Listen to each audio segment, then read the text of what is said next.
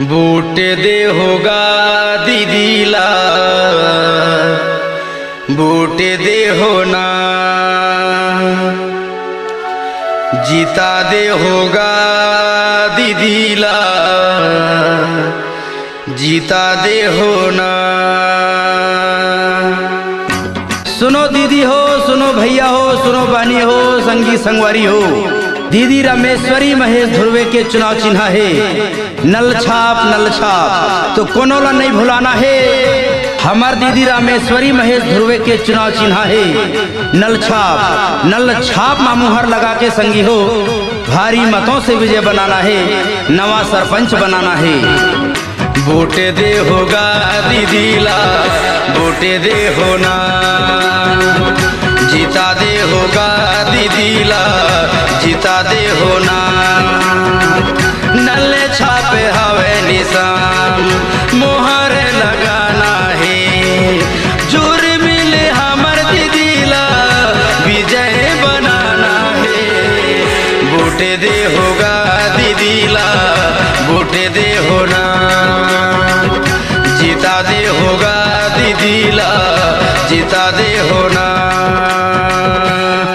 Gram panchayat अमवार से सरपंच पद हेतु शिक्षित योग कर्मठ अनुभवी सुख दुख के साथी मिलनसार आप मन के बेटी, आप मन के बीच के रहैया, सुख दुख के पुछैया महिला प्रत्याशी दीदी रामेश्वरी महेश ध्रुवे जेखर चुनाव चिन्ह है नल छाप, तो संगी हो कोनो ला नहीं भुलाना है। नल छाप में मुहर लगा के रामेश्वरी दीदी ला भारी मतों से विजय बनाना है।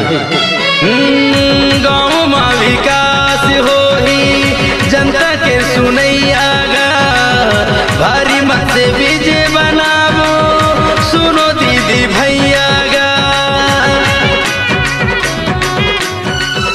गाँव के विकास हो ही जनता के सुनैया गा, भारी मत से विजय बनावो सुनो दीदी भैया गा। सुख दुख के संगी एही ला जिताना है, नल छापे हवे निशान मुहरे लगाना है।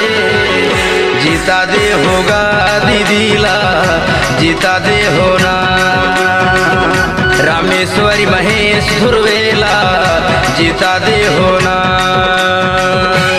नल छाप, तो संगी हो नल छाप,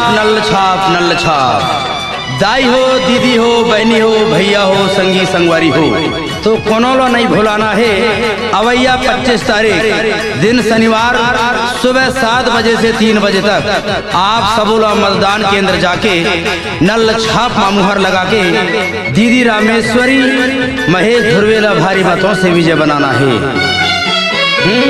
सुख दुख के पुछैया एही ला जिताना है, नल छापे हवे निशान मुहर लगाना है। सुख दुख के पुछैया एही ला जिताना है, नल छापे हवे निशान मुहर लगाना है। गाँव में विकास हो ही सुनो दीदी भैया गा, रामेश्वरी महेश ध्रुवेला विजयी बनैया गा।